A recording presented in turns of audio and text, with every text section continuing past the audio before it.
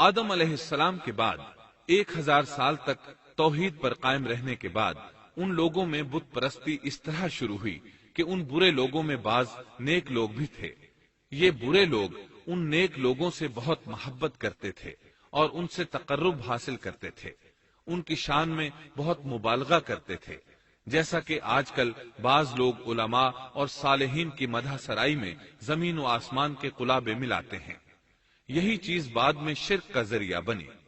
امام بخاری رحمت اللہ علیہ نے سورہ نوح آیت 23 میں اللہ کے فرمان اور انہوں نے کہا کہ ہرگز اپنے معبودوں کو نہ چھوڑنا اور نہ ود اور سوا اور یغوث اور یعوق اور نصر کو چھوڑنا کی تفسیر کرتے ہوئے ابن عباس رضی اللہ عنہما سے روایت کی ہے۔ وہ فرماتے ہیں کہ یہ نوح علیہ السلام کی قوم کے بعض نیک آدمیوں کے نام ہیں۔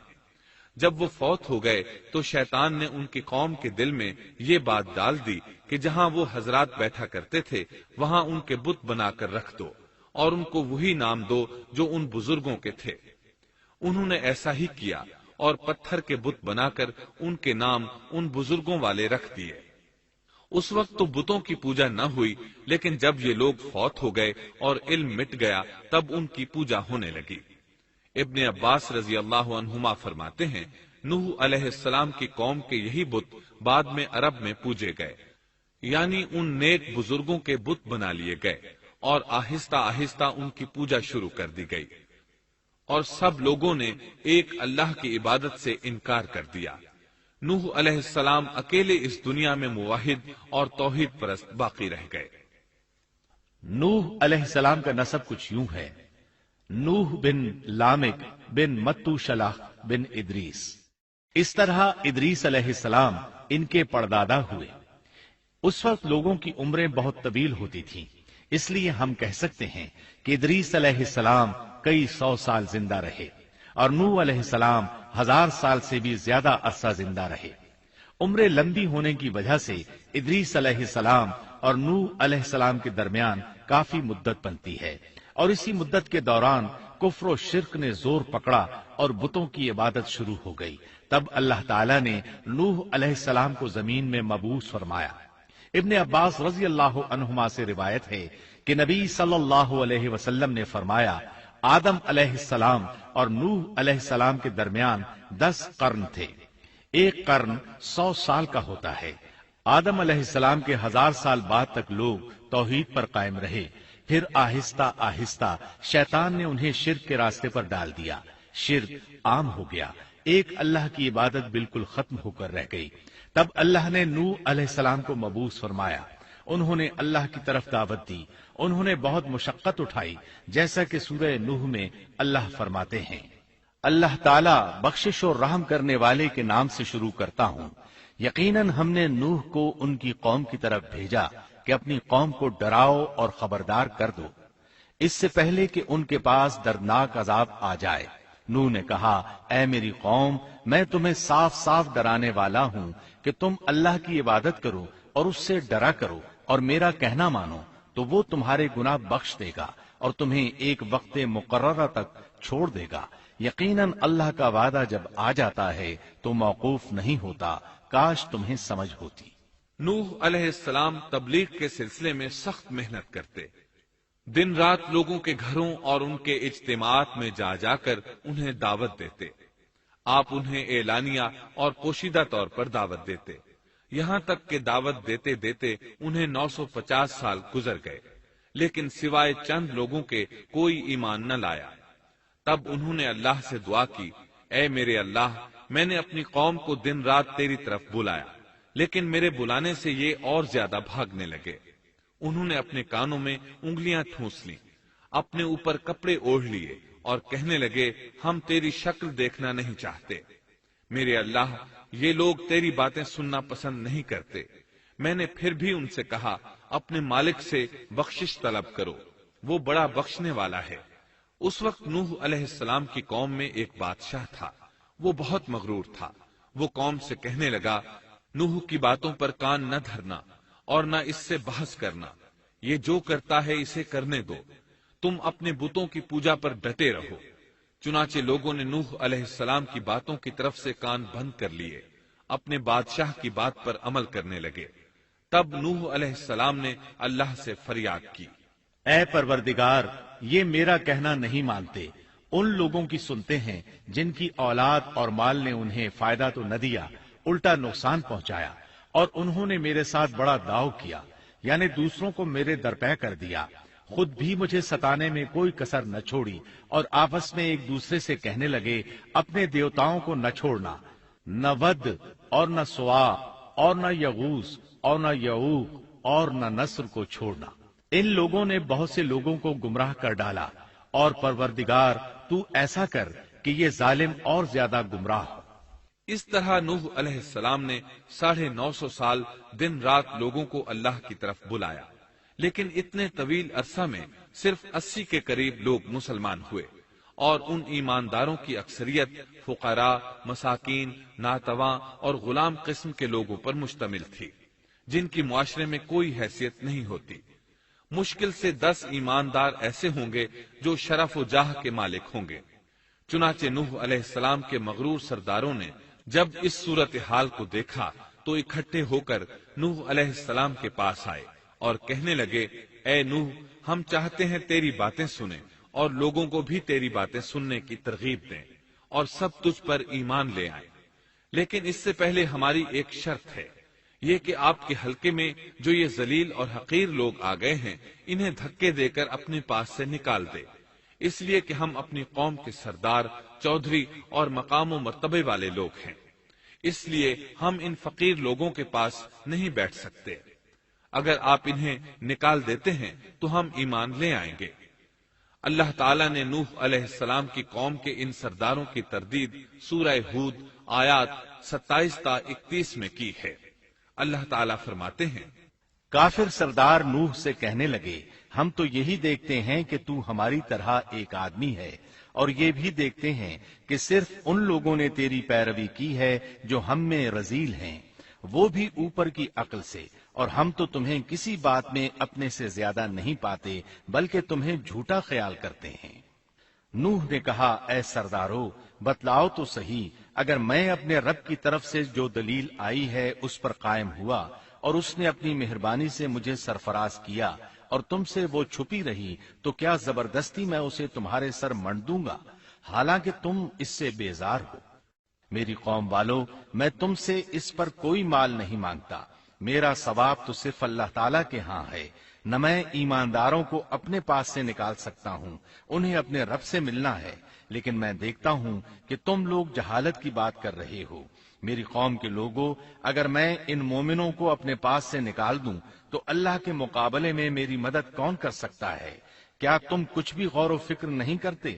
میں تم سے یہ نہیں کہتا کہ میرے پاس اللہ کے خزانے ہیں، اور میں غیب کا علم بھی نہیں رکھتا، نہ میں یہ کہتا ہوں کہ میں کوئی فرشتہ ہوں، نہ میرا یہ قول ہے کہ جن پر تمہاری نگاہیں ذلت سے پڑ رہی ہیں اللہ تعالیٰ انہیں کوئی نعمت دے گا ہی نہیں، ان کے دل میں جو ہے اللہ اسے بخوبی جانتا ہے، اگر میں ایسی بات کہوں تو یقیناً میرا شمار ظالموں میں سے ہوگا۔ اس پر نوح علیہ السلام کی قوم اور اکڑ گئی اور وہ کہنے لگے، اے نوح، بس بہت ہو گیا، تو نے ہمیں بہت ڈرا دھمکا دیا، اب اگر تو سچا ہے تو جس چیز کا وعدہ تو ہم سے کرتا تھا اس کو لے آ۔ نوح علیہ السلام نے ان کی بات سن کر کہا، عذاب لانا تو اللہ کا کام ہے، اللہ کو کوئی عاجز نہیں کر سکتا، اور جب اس کا عذاب آ جائے گا تو کوئی بھاگ نہیں سکے گا۔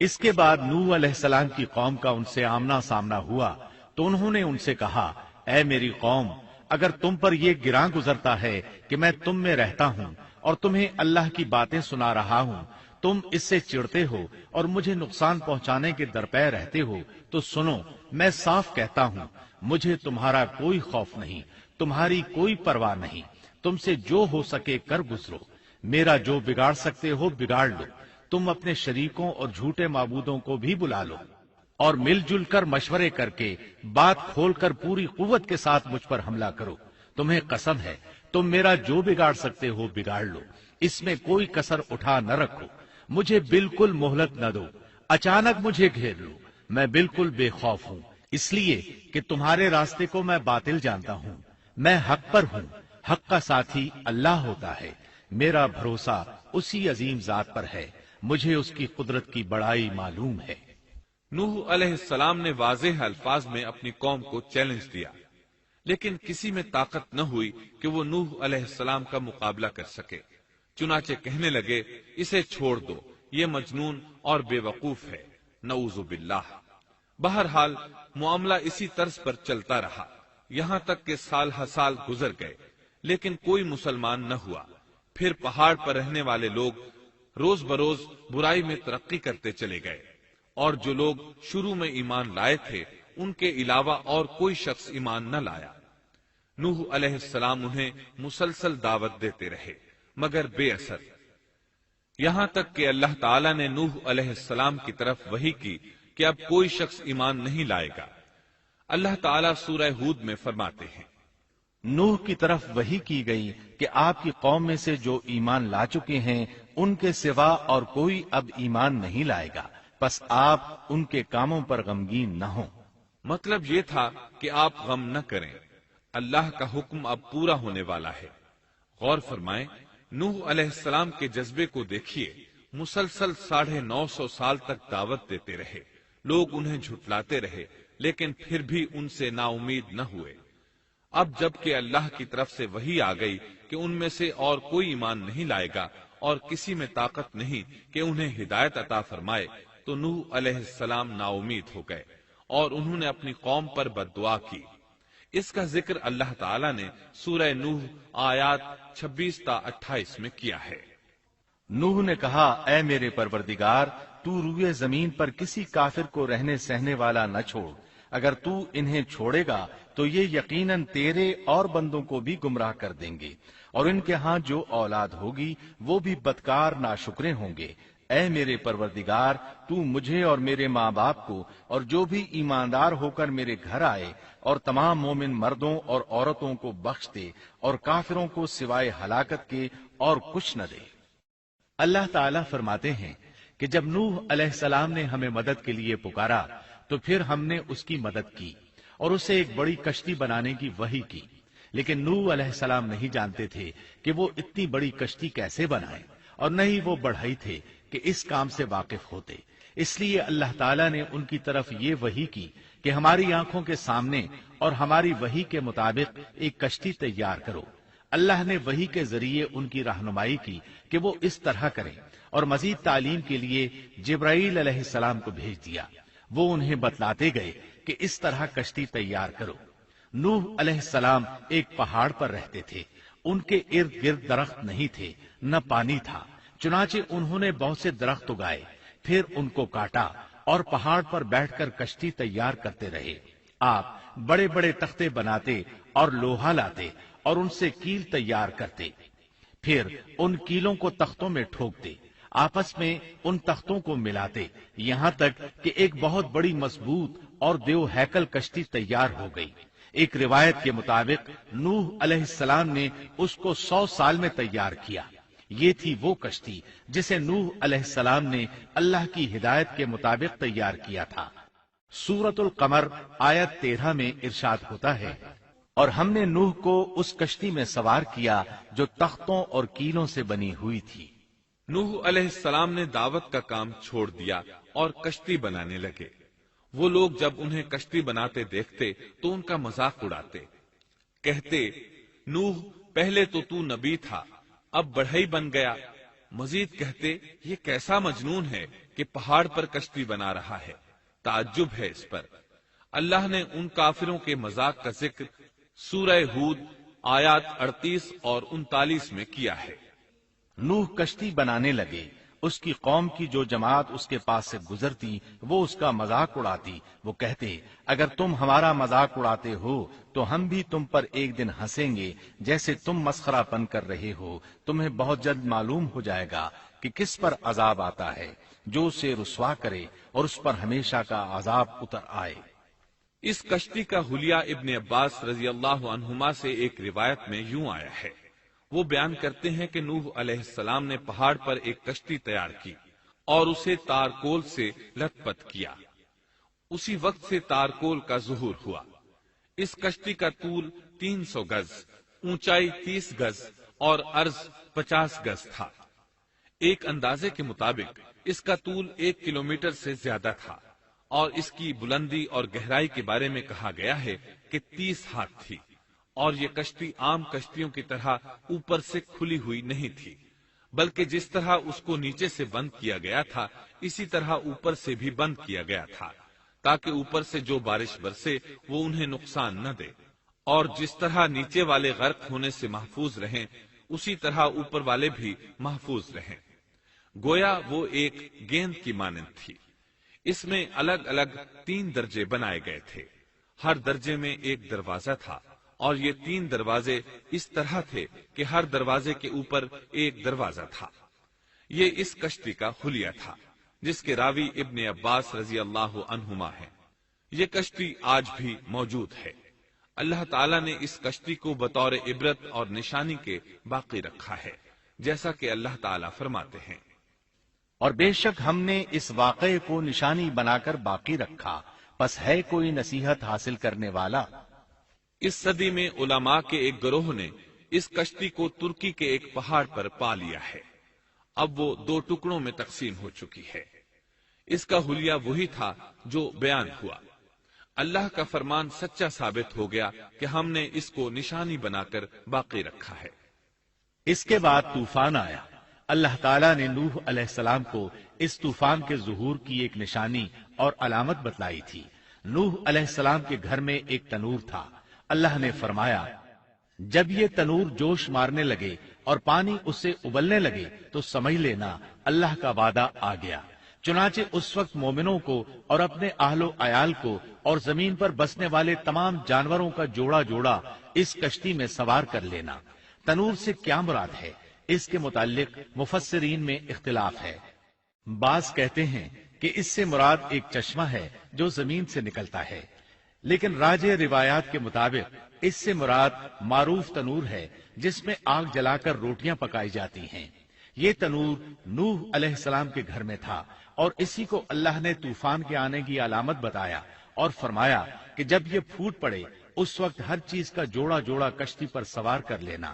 اللہ تعالیٰ سورہ ہود آیت 40 میں فرماتے ہیں، یہاں تک کہ جب ہمارا حکم آ پہنچا اور تنور ابلنے لگا، ہم نے کہا اس کشتی میں ہر قسم کے جوڑے دوہرے سوار کر لے، اور اپنے گھر کے لوگوں کو بھی سوائے ان کے جن پر پہلے سے بات پڑ چکی ہے، اور سب ایمان والوں کو بھی۔ اس کے ساتھ ایمان لانے والے بہت ہی کم تھے۔ کشتی میں سوار ہونے والوں کی تعداد 80 بتائی جاتی ہے۔ چنانچہ جب تنور جوش مارنے لگا تو نوح علیہ السلام کشتی میں سوار ہو گئے۔ کشتی ان کی بستی میں لوگوں سے دور پہاڑ پر تھی۔ اللہ کی قدرت کہ تمام قسم کے جانور بھی کشتی کے پاس آ گئے۔ نوح علیہ السلام نے انہیں بھی سوار کر لیا۔ اللہ تعالیٰ سورۃ القمر آیات 11 اور 12 میں فرماتے ہیں، پس ہم نے آسمان کے دروازوں کو زور کی بارش سے کھول دیا اور زمین کے چشموں کو جاری کر دیا، پس اس کام پر جو پانی مقرر کیا گیا تھا خوب جمع ہو گیا۔ آسمان سے نازل ہونے والا اور زمین سے نکلنے والا پانی کتنا تھا، اس کا اندازہ اللہ ہی کو ہے۔ بہرحال اس پانی نے زمین پر رہنے والے انسان، چوپائے، حیوانات، غرض ہر چیز کو غرق کر دیا۔ اس بارے میں اللہ فرماتے ہیں، نوح نے اپنی قوم سے تنگ آ کر ہمارے حضور دعا کی، ہم تو ہیں ہی بہترین طور پر دعاؤں کے قبول کرنے والے۔ فوراً ان کی دعا قبول کر لی اور اس تکلیف اور ایذا سے انہیں بچا لیا جو انہیں کفار سے روزمرہ پہنچ رہی تھی، اور ان کی اولاد کو ہم نے باقی رہنے والی بنا دیا، یعنی انہی کی اولاد سے پھر سے دنیا آباد ہوئی، کیونکہ صرف وہی لوگ بچے تھے جو کشتی پر سوار تھے، اور ہم نے ان کا ذکر خیر پچھلوں میں باقی رکھا۔ نوح علیہ السلام پر تمام جہانوں میں سلام ہو۔ ہم نیکی کرنے والوں کو اسی طرح بدلے دیتے ہیں، وہ ہمارے ایماندار بندوں میں سے تھا، پھر ہم نے باقی سب کو غرق کر دیا۔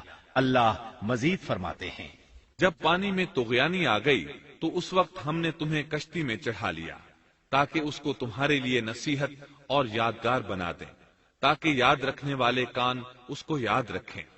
یعنی پانی اتنا زیادہ ہو گیا کہ اس سے تمام شہر، بستیاں، انسان اور جانور غرق ہو گئے، یہاں تک کہ پانی بلند پہاڑوں سے بھی اونچا ہو گیا اور اتنے بلند پانی پر یہ کشتی نوح علیہ السلام اور ان کے ساتھیوں کو اپنے دامن میں سمیٹے اللہ کے حکم سے اور اس کی حفاظت میں پہاڑ کی طرح رواں دواں تھی، ورنہ اتنے طوفانی پانی میں کشتی کی حیثیت ہی کیا ہوتی ہے۔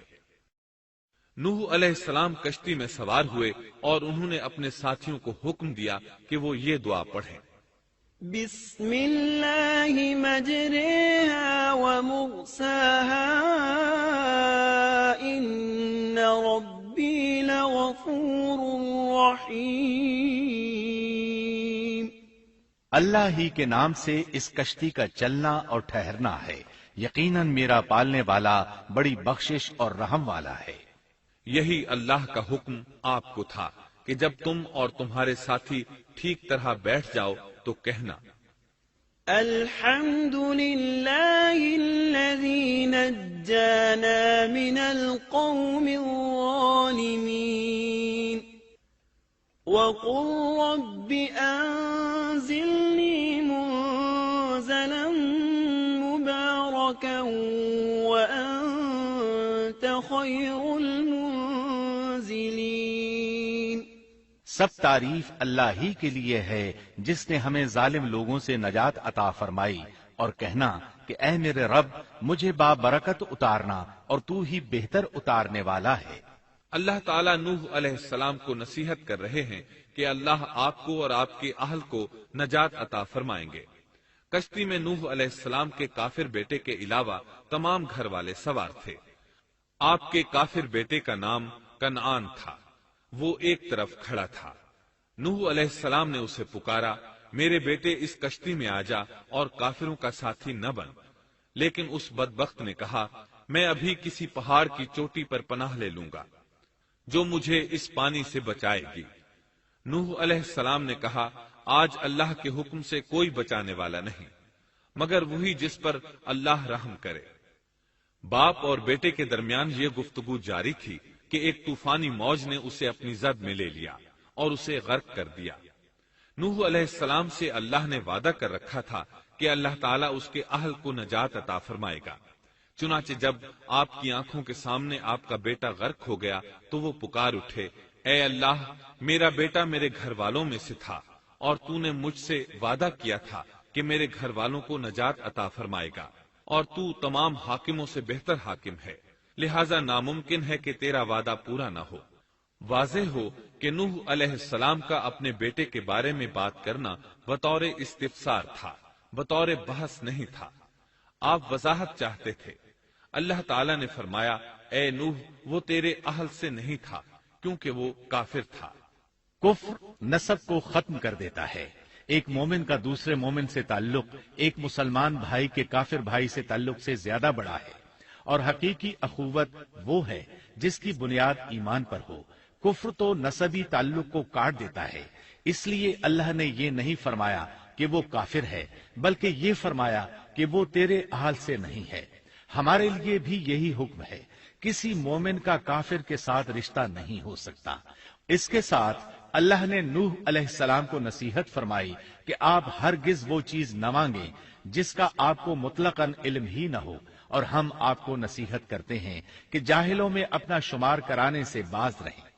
جب نوح علیہ السلام یہ بات جان گئے کہ ان کا سوال واقعے کے مطابق نہیں تھا تو فوراً اس سے رجوع کر لیا اور اللہ تعالیٰ سے اس کی رحمت اور مغفرت کے طالب ہوئے۔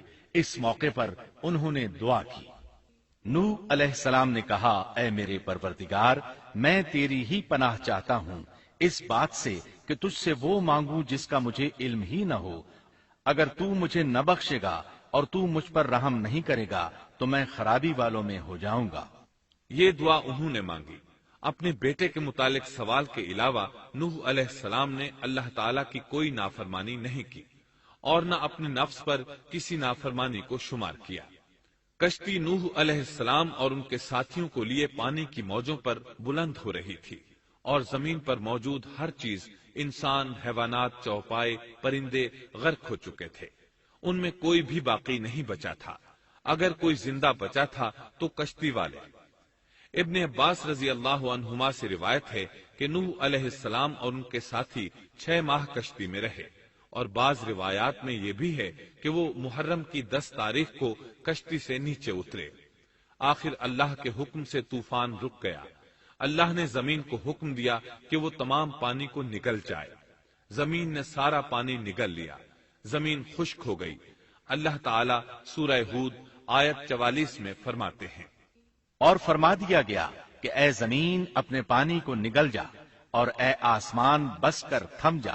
اسی وقت پانی سکھا دیا گیا اور کام پورا کر دیا گیا، اور کشتی جودی نامی پہاڑ پر جا ٹھہری، اور فرما دیا گیا کہ ظالم لوگ اللہ کی رحمت سے دور ہیں۔ کشتی جودی پہاڑ پر جا کر ٹھہر گئی۔ اب انہیں حکم ہوا کہ سلامتی کے ساتھ کشتی سے اتر آئے۔ آپ پر بھی برکت نازل ہوگی، اور ان قوموں پر بھی جو آئندہ آپ کی نسل سے پیدا ہوں گی، اور آپ کی نسل میں سے کچھ لوگ ایسے بھی ہوں گے جنہیں ہم فائدہ تو ضرور پہنچائیں گے، پھر انہیں ہماری طرف سے دردناک عذاب پہنچے گا۔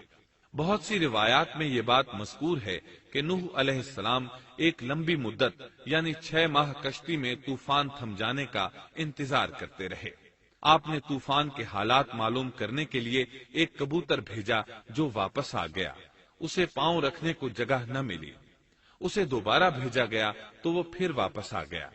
چند دن بعد اسے پھر بھیجا گیا تو وہ اپنی چونچ میں زیتون کی ایک ٹہنی لیے ہوئے تھا۔ اس سے نوح علیہ السلام نے معلوم کر لیا کہ پانی زمین سے کچھ ہی اونچا رہ گیا ہے اور درخت وغیرہ اگ چکے ہیں۔ کچھ دن بعد اسے پھر بھیجا گیا۔ اس مرتبہ وہ واپس لوٹا تو اس کے پاؤں خاک آلود تھے۔ نوح علیہ السلام نے سمجھ لیا کہ طوفان رک گیا اور زمین خشک ہو چکی ہے۔ سیرت کی کتب میں یہ واقعہ موجود ہے۔ اسی کی بنیاد پر سیرت نگاروں کا کہنا ہے کہ کبوتر کا آنا سلامتی کی علامت تھا، اور اس کی چونچ میں زیتون کی ٹہنی نوح علیہ السلام کی بادشاہت کی طرف اشارہ تھا۔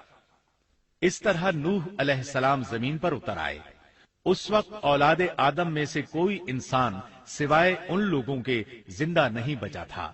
جزیرہ عرب، فلسطین اور ان کے ارد گرد کا علاقہ غرق ہونے سے محفوظ رہا۔ ان کے علاوہ تمام زمین غرق ہوئی تھی۔ سب کے سب طوفان کی نذر ہو گئے۔ صرف نوح علیہ السلام سے اولاد پیدا ہوئی، اور زمین میں ان کی اولاد کے علاوہ اور کسی کی نسل باقی نہ رہی۔ اسی وجہ سے نوح علیہ السلام کو آدم ثانی اور ابو البشر ثانی کہا جاتا ہے، کیونکہ تمام کے تمام بشر انہی کی طرف منسوب ہیں۔ سورۃ الصافات آیات 75 تا 77 میں اسی طرف اشارہ ہے۔ اور ہمیں نوح نے پکارا تو دیکھ لو کہ ہم کیسے اچھے دعا قبول کرنے والے ہیں۔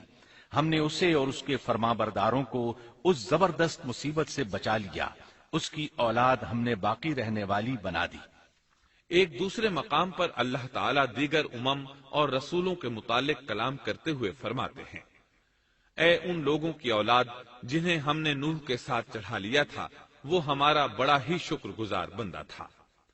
نوح علیہ السلام کے 3 بیٹے تھے، سام، حام اور یافس۔ سام کی نسل زیادہ تر سفید رنگت کی تھی، اور بہت کم لوگ ان میں سیاہ فام تھے، البتہ کچھ ان میں گندمی تھے۔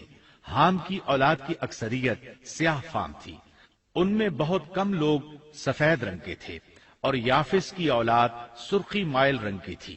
عرب اور بنو اسرائیل سام کی اولاد ہیں، تمام حبش حام کی اولاد ہیں، ترک اور مشرقی ایشیا کے لوگ یافس کی اولاد ہیں۔ طوفان کے بعد نوح علیہ السلام اللہ کے بندوں میں 350 سال تک زندہ رہے، اور وہ اللہ کے قول عبدن شکورن کے مصداق تھے۔ پھر نوح علیہ السلام فوت ہو گئے۔ راجح ترین روایات کے مطابق آپ مکہ میں دفن ہوئے۔ ایک دوسری روایت کے مطابق آپ لبنان میں دفن ہوئے۔